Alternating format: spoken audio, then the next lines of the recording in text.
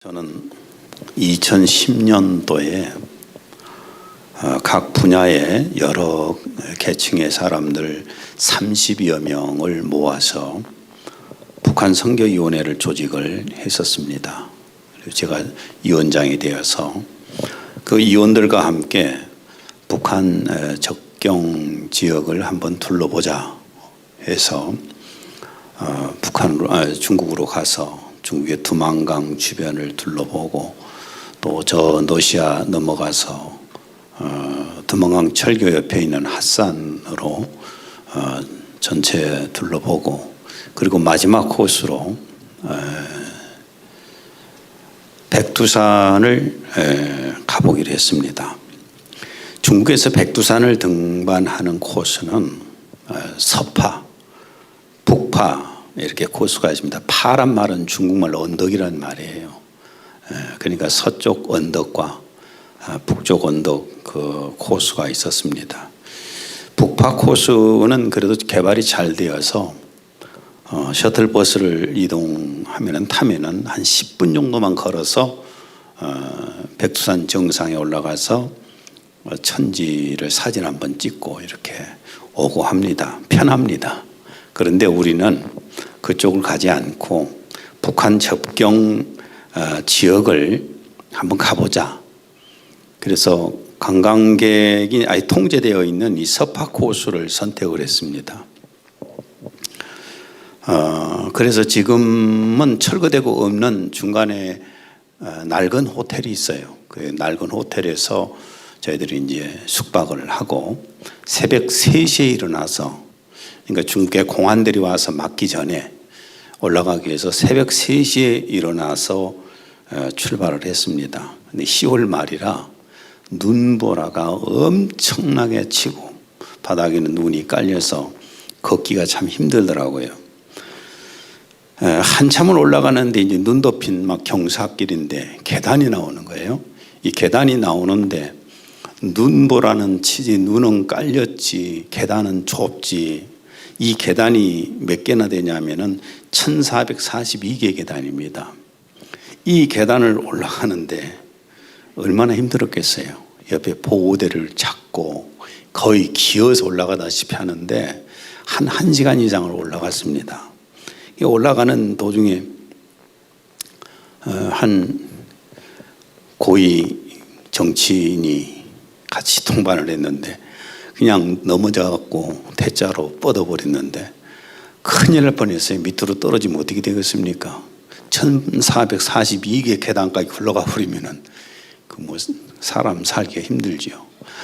그 모습을 보고 같이 따라갔던 여자분 한 분은 이제 안전히 난 못 올라간다고.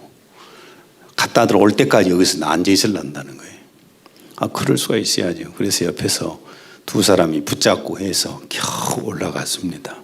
올라갔는데 정말 천신만고 끝에 그 계단을 다 올라가니까 완전 평지가 나오는데 들판이 나오는 거예요. 6월이나 7월경에는 수많은 그 야생화들이 피어서 엄청나게 아름답답니다. 근데 우리가 갔을 때는 눈보라밖에 안 보이는 벌판이었습니다. 그래도 평지니까 얼마나 좋았겠어요. 이제 휘바람 불고 갈 수가 있었지 않겠어요. 그렇게 해서 천지까지 도착을 해서 다른 사람들은 저 위에서 사진 한번 구경하고 사진 찍고 가는데 우리는 가서 그 천지물을 마시고 병에다도 담아 가지고 그렇게 이제 돌아올 수가 있었습니다. 어쩌면 이것이 우리 인생인 것 같아요.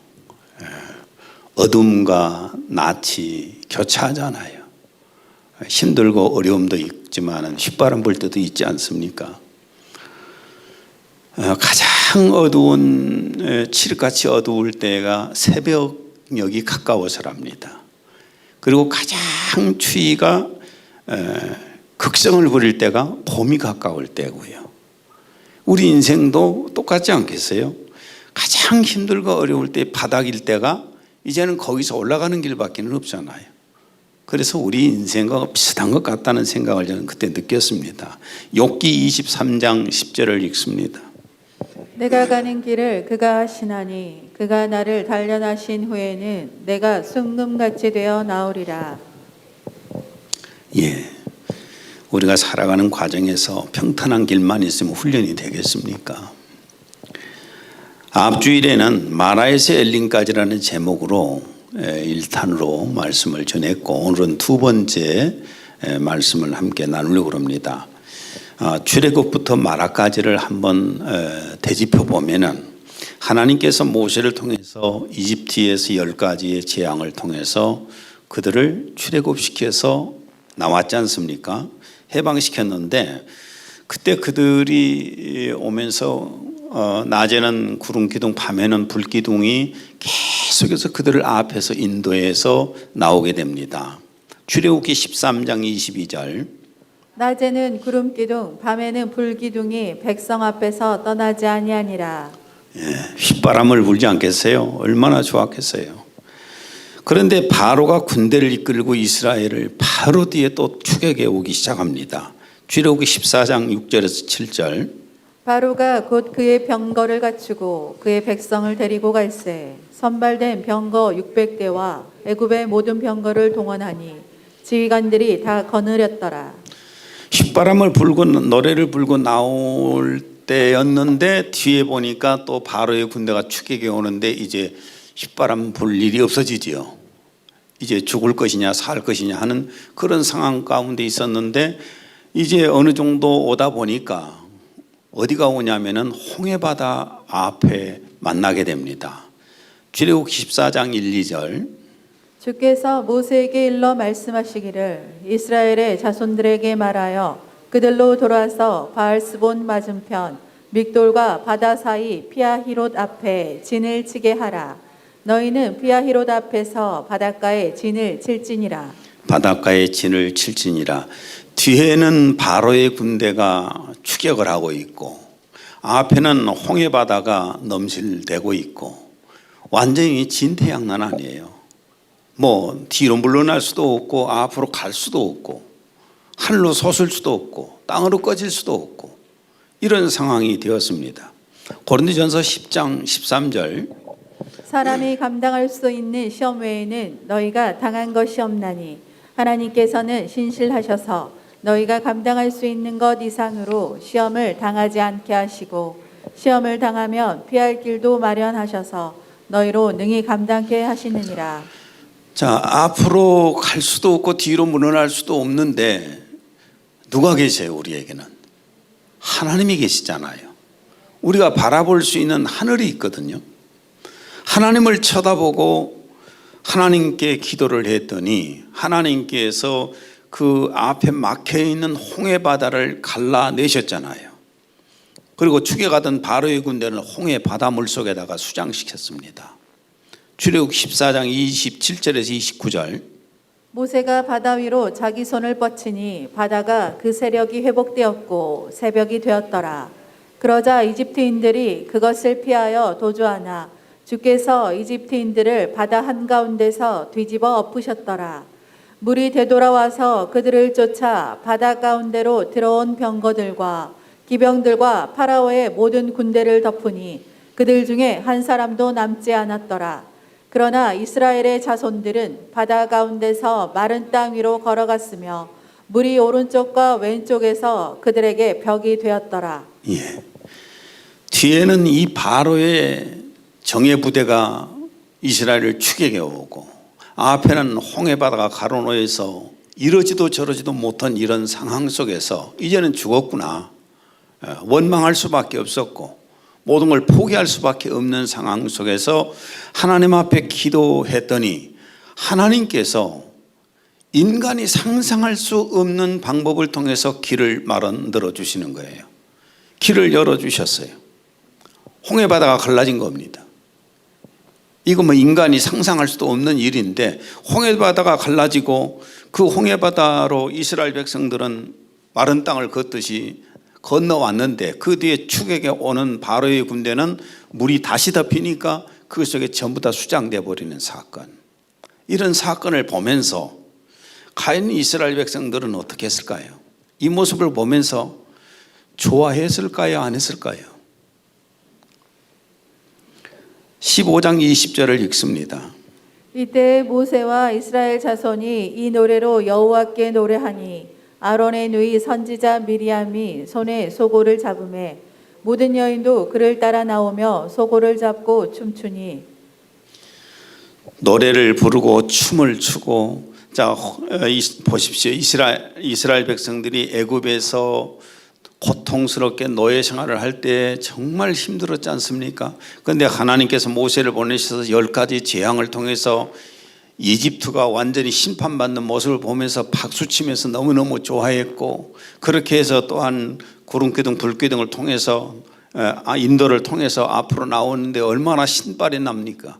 뒤에서 근데 또 바로의 군대가 막 추격해 오는데 얼마나 두렵고 떨립니까? 이제는 죽었구나 싶었는데 홍해바다 앞에 왔을 때 또 이제는 죽었구나 싶었는데 그 홍해바다가 갈라졌을 때 얼마나 기쁘고 좋았어요. 그리고 애굽의 군대가 거기서 수장되는 거 보면서 노래를 부르면서 춤을 추면서 이렇게 했습니다. 그런데 3일 후에 마실 물이 떨어져서 마라란 지역에 왔더니 거기에 어마어마한 큰 물이 있어서 그 물을 마시려고 했더니 한번 마셔보니까 쓴 물이에요. 독한 물이에요. 원망이 터집니다. 아니, 하나님께서 우리를 인도해 오셔서 왜 이래 쓴 물 가운데다가 우리를 보내시냐. 15장 24절. 백성이 모세에게 원망하여 이르되 우리가 무엇을 마실까 하매 그때 모세가 또 하나님 앞에 기도해서 문제 해결을 합니다. 25절. 모세가 여호와께 부르짖었더니 여호와께서 그에게 한 나무를 가리키시니 그가 물에 던지니 물이 달게 되었더라. 200만이 되는 사람들이 물을 다 마시고 또한 가축들도 물을 마시고 이제는 단물을 마시면서 얼마나 신바람이 납니까? 물도 있고 식량도 있고 이제는 뭐 휘바람 불면서 노래 부르고 이제는 놀 일밖에는 없잖아요. 그런데 다시 구름 기둥이 떠오르면서 이동을 시킵니다. 단물을 놔두고 지금 떠나가야 돼요. 얼마나 원망이 될 만했습니까? 물의 풍요 속에서 이동을 한다니 이제 뭐 살만한데 또 이동을 하는 거예요. 이럴 때 대부분이 원망을 하겠어요, 안 하겠어요? 이럴 때도 감사할까요?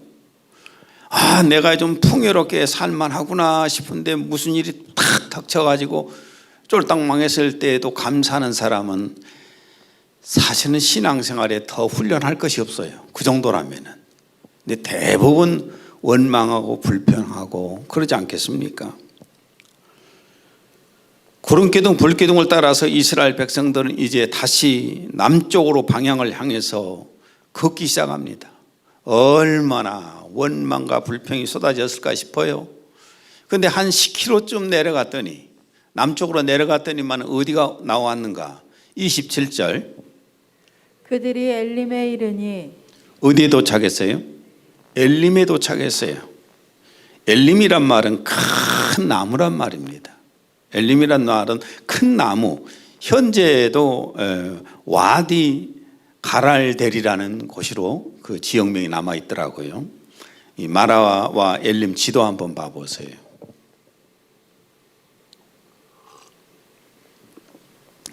홍해바다 옆에 마라와 엘림이 보이지요? 안 보인가요? 보인가요? 예. 바로 가깝잖아요. 바로 가까운 지역이었는데 27절. 거기에 물샘 12과 정려나무 70그루가 있는지라. 예, 물샘 12이 있었어요. 민수기 33장 9절에도 똑같은 말씀이 있는데요. 마라를 떠나 엘림에 이르니 엘림에는 샘물 12과 정려 70그루가 있으므로 거기에 진을 치고. 샘물이 12이 있었다는 말은 일반 샘물이 아니라 제가 그 단이라고 하는 이스라엘 단이라고 하는 지역에 가서 보니까 물 하나가 솟으면은 저번에도 말씀드렸지만 수도관 터져가고 솟듯이 솟더라고요. 이런 물이 솟는 곳이 몇 개가 있어요? 12이나 있더라고 말이에요. 그러니까 이거 완전히 뭐 지상낙원이에요. 그 다음에 여기에는 종려나무, 종려나무라는 대추야자나무입니다. 대추야자나무인데 열매 그거 맛있게 큰 것들이 있잖아요. 그 나무가 몇 그루예요? 70그루라는 거예요. 이게 보통 다 크면 27m 정도 된다고 합니다. 이게 얼마나 넓은 그늘이 됩니까? 그러니까 샘물 하나도 이런 광야나 이런 데서는 샘물 하나도 얻기가 어려운데, 보기가 힘든데 이것이 12개가 있고, 대추 야자나무가 이게 70구나 있으니까 이곳이 어떤 곳이냐 하면은 그야말로 낙원이에요. 파라다이스예요. 이런 것을 만나게 된 거예요. 그러니까 한 10km 정도를 걸어왔더니 이런 것이 있는 거예요. 상상이나 해봤겠습니까? 한 10km만 걸어가면은 이런 곳이 있다는 거 아무도 모르죠. 아무도 몰랐는데, 그러니까 이 마라라고 하는 곳에서 종착지가 아니라 단물이 되어서 일어나서 얼마나 원망하고 불평하고, 이거 뭐 우리 광야에서 죽이려고 이를 데려왔냐 이렇게 하면서 왔는데, 한 10km쯤 오니까 마라하고는 비교할 수 없는 지상 파라다이스를 만난 거예요. 지상 파라다이스를 만났어요. 여기서 아마 이스라엘 백성들은 이런 것도 생각했을 겁니다. 아, 마라를 통하지 않고는 엘림을 못 만나구나. 그렇죠? 겨울이 없이 어떻게 봄이 오겠습니까? 밤이 없이 어떻게 낮이 오겠어요? 이것을 이스라엘 백성들은 이런 경험을 통해서 계속 체험했을 겁니다. 애굽에서, 또 그 홍해바다 앞에서, 마라물 앞에서, 또 거기에서 걸어서 오니까 엘림을 만나서 엘림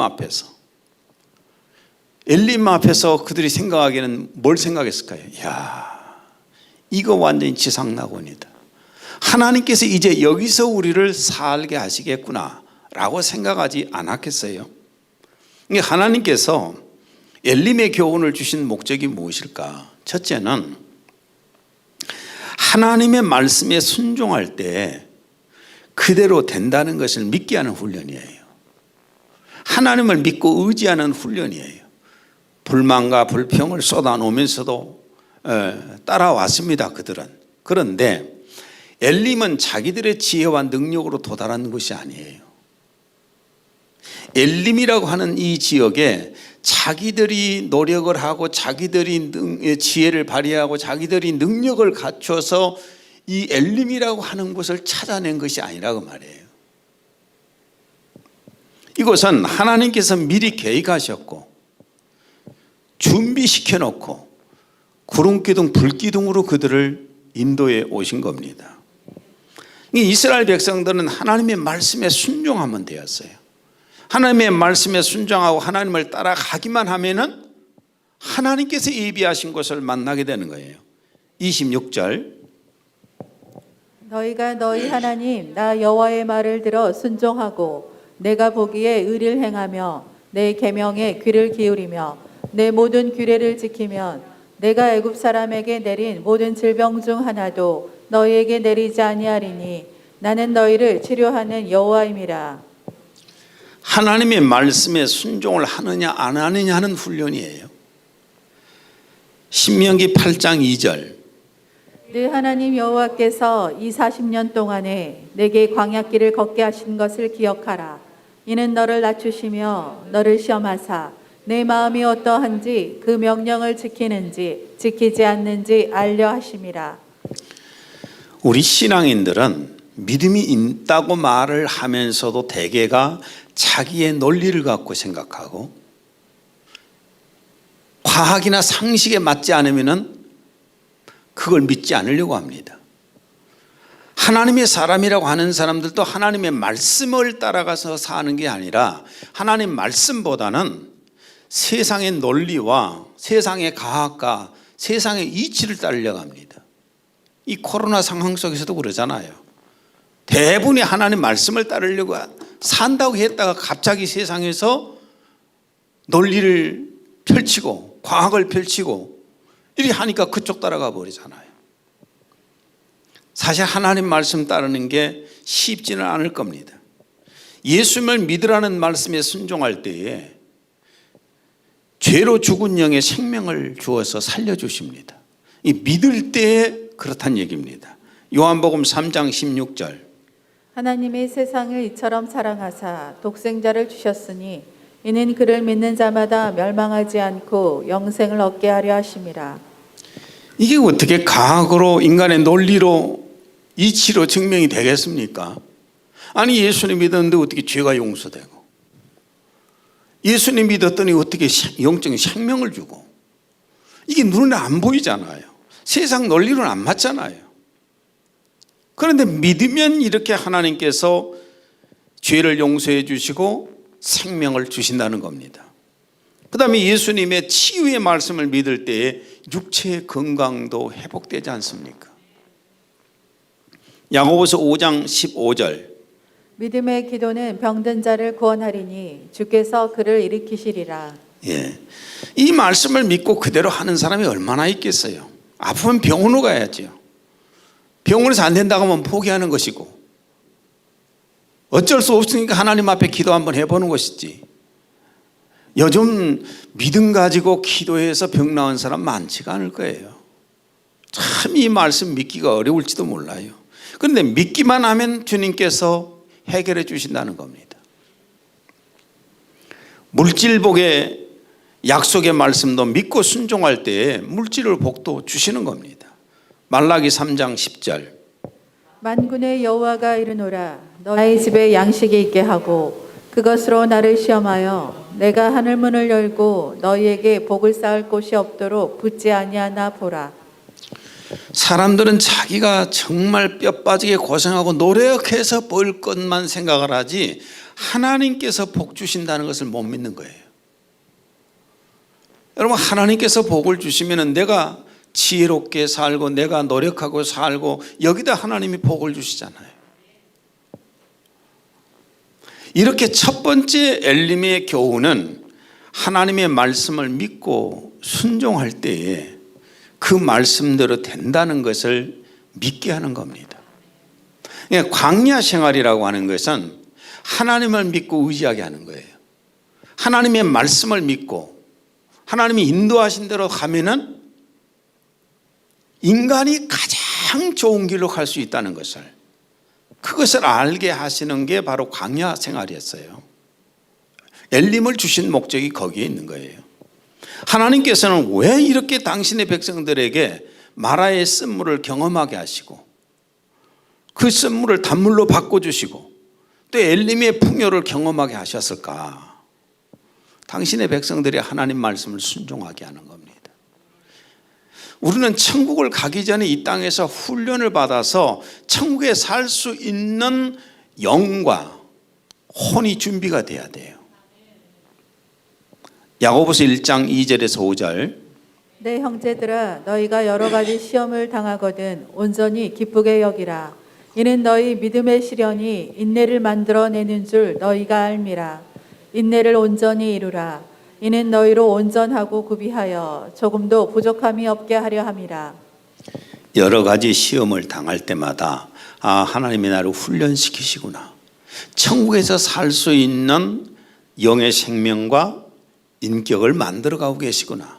이걸 믿게 되면은 여러분이 잘 극복할 수가 있으리라 믿습니다.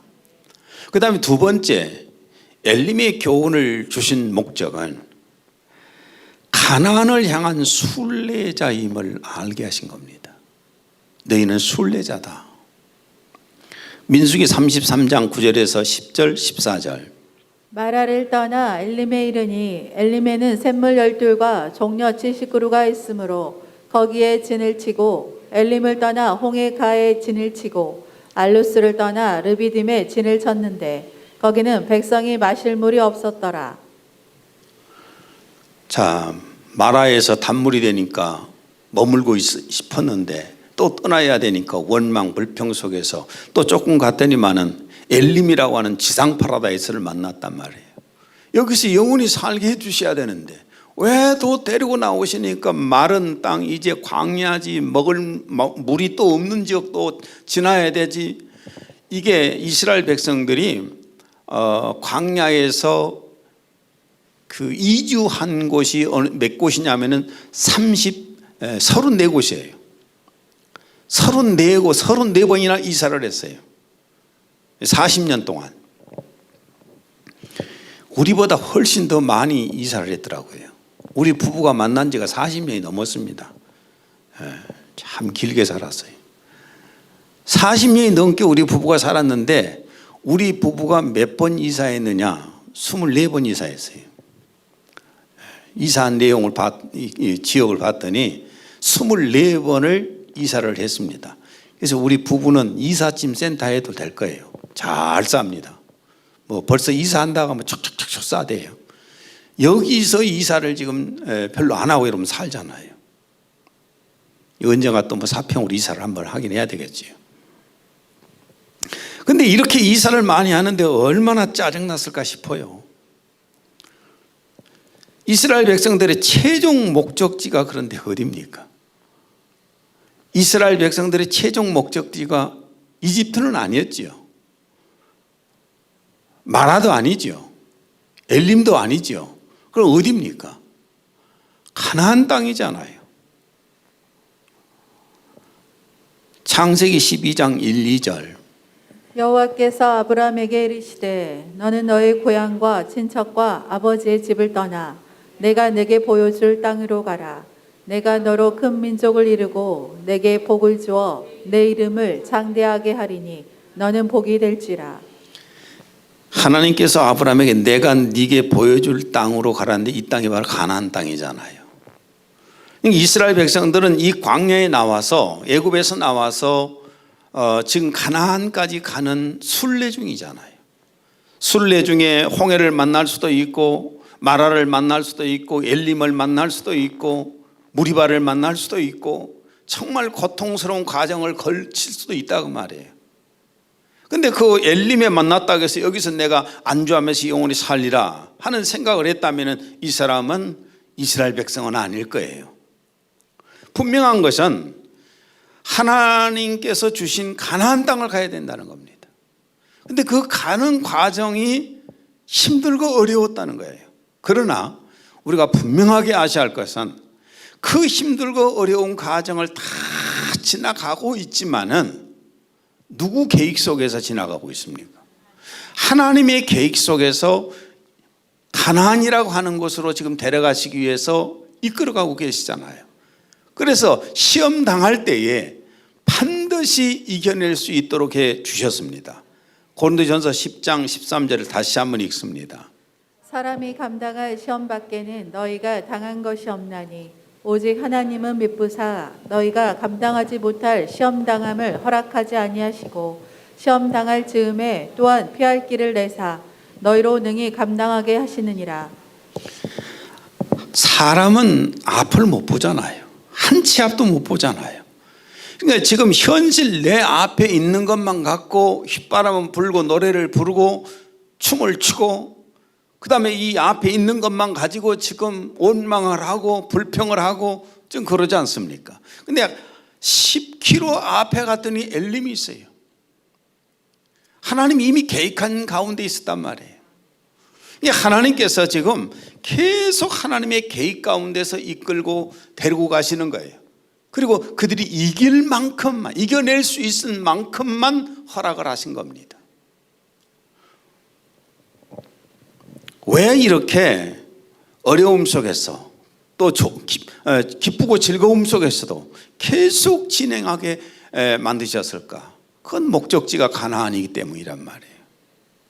가나안을 향한 순례자들이었어요. 이스라엘 백성들의 광야 생활은 간단하게 표현해서 가나안을 향한 순례자 생활. 단물 앞에서도 엘림 앞에서도 쓴물 앞에서도 그들은 가나안을 향해서 가야 했습니다. 출애굽기 3장 17절. 내가 너희를 애굽의 고난 중에서 인도하여 내어 젖과 꿀이 흐르는 땅 곧 가나안 족속, 헷 족속, 아모리 족속, 브리스 족속, 히위 족속, 여부스 족속의 땅으로 올라가게 하리라.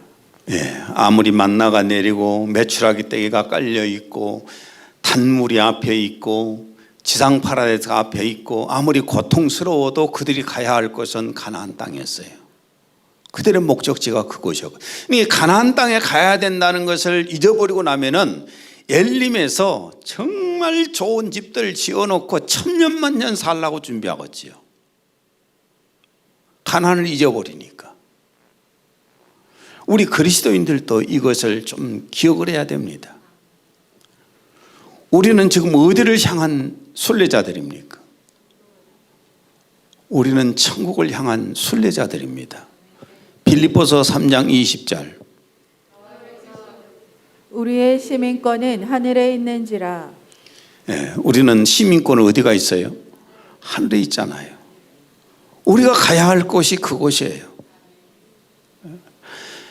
저는 이스라엘을 갔든 애국 중국을 갔든 어느 곳을 가든지 간에 저는 거기다가 절대 집 지지 않았어요. 집을 지어야 필요가 없잖아요. 내가 돌아와야 할 곳이 이곳이니까. 반드시 와야 되잖아요. 아무리 거기서 잘해줘도 와야 됩니다. 좋은 걸 먹어도 와야 합니다. 왜? 내가 와야 할 곳이 이곳이니까. 우리가 이 땅에서 아무리 좋고 휘바람을 불고 노래를 부르고 춤을 추고 하더라도 우리 머릿속에서는 내가 순례자라는 것을 잊어서는 안 돼요. 그리고 아무리 힘들고 어렵고 고통스러워도 나는 지금 순례길을 가는 과정이에요. 이스라엘 갔을 때도 정말 힘든 과정도 많았습니다. 그 순례자들이 가보지 않은 그런 다윗이 피해 다녔다는 굴 찾아다니라고 그런 길도 없는 곳을 가보는데 얼마나 많이 찍힌 줄 아세요? 가시한테. 가시에 온 몸이 막 백했어요, 밑에 쪽을. 그러면서도 거기를 막 올라가는데 재밌겠습니까, 그게? 그러면서도 집에 가면은 편하겠다, 그런 생각하잖아요. 우리 그리스도인들의 최종 목적지가 바로 천국입니다. 마태복음 25장 34절. 내 아버지께 복받을 자들이여, 나와 창세로부터 너희를 위하여 예비된 나라를 상속받으라. 아버지의 나라에 가면은 영생이 있고 행복이 있고 영원한 삶이 있잖아요. 그곳이 우리의 최종 목적지가 되어 있는 거예요. 19세기에 활동했던 덴마크 출신 키어르케고르, 많은 이 철학자에 대한 이름은 많이 들었을 겁니다. 그 사람이 써놓은 글 중에 가끔 보면은 철새 비유라는 거 있어요. 철새 비유. 이 철새들이 겨울이 되기 전에 남쪽을 향해서 떼를 지어서 이제 몰려가기 시작합니다. 가다가 날갯짓을 하면서 막 가다가 너무 배가 고프 힘이 들어서 어느 옥수수 밭에 내려앉아서 옥수수를 먹습니다. 옥수수를 먹는데 아주 배부르게 잘 먹고 다 이제 남쪽을 향해서 또 비상을 해서 날아가기 시작합니다. 근데 그 중에 하나가 아주 똑똑한 놈이 탁 버티고, 이 좋은 것이 있는데, 이 맛있는 것이 있는데 내가 왜 가냐, 내일 가겠다. 그리고 오늘 하루 더 즐깁니다. 그리고 그 다음날 또 역시 마찬가지로 하루만 더 즐기다 가자 하고 즐기자 하는데 첫눈이 오기 시작합니다. 이제는 진짜 가야 되겠다 라고 힘을 모아서 날갯짓을 하면서 비상을 하는데 살이 쪄가지고 못 올라갑니다. 살이 쪄서 올라가질 못해요. 결국 그 철새는 그 눈 속에서 죽었습니다. 누가복음 17장 34절에 35절. 내가 너희에게 이르노니 그 밤에 둘이 한 자리에 누워 있음에 하나는 데려감을 얻고 하나는 버려둠을 당할 것이요, 두 여자가 함께 맷돌을 갈고 있음에 하나는 데려감을 얻고 하나는 버려둠을 당할 것이니라. 예수님 오실 때 어떤 사람은 부활되어 갈 것이고 어떤 사람은 그냥 이 세상에 남는다는 겁니다. 여러분은 예수님 재림에 오실 때에 신령한 몸으로 부활되어서 주님 앞에 갈 수 있다고 확신을 하십니까? 진짜 확신하세요? 나는 늘 제가 기도할 때마다 그럽니다. 주님, 예능교회가 부활의 원상지가 되어서 예능교회를 통해서 부활되어서 주님 앞에 가는 사람이 많게 해주세요. 그리고 우리 교회 성도들 가운데 이때 남는 사람이 없게 해주세요. 나는 우리 교회에서 예수님 재림에 오실 때 부활되어서 못 가고 남는 사람이 있을 때 얼마나 기가 막힙니까?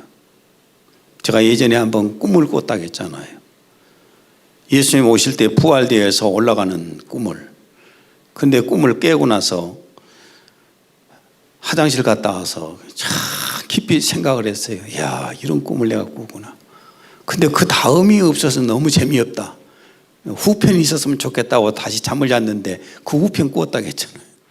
다시 꿈이 계속 연장이 돼가지고 천국에 올라갔더니만은 부활되어서 올라온 사람들이 보이는 거예요, 우리 교회.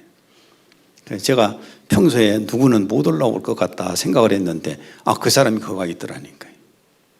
그 말씀 드렸잖아요. 못 올라가는 사람이 한 명도 없었으면 좋겠어요.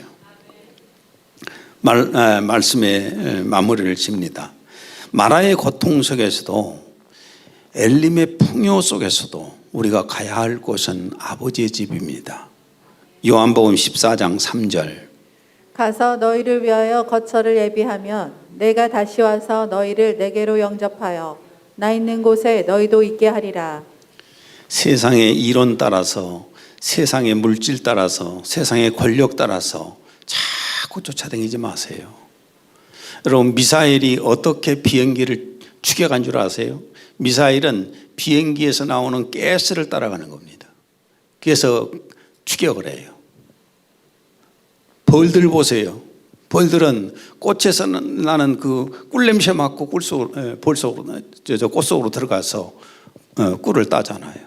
우리는 하나님의 말씀을 따르고 성령의 인도를 따라서 천국까지 가야 돼요.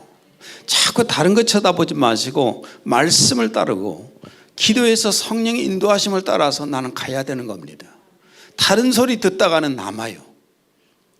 하나님의 말씀과 하나님의 성령을 따라서 살다가 다 우리 천국에 가서 아버지 집에서 영생 복락을 누렸으면 좋겠습니다.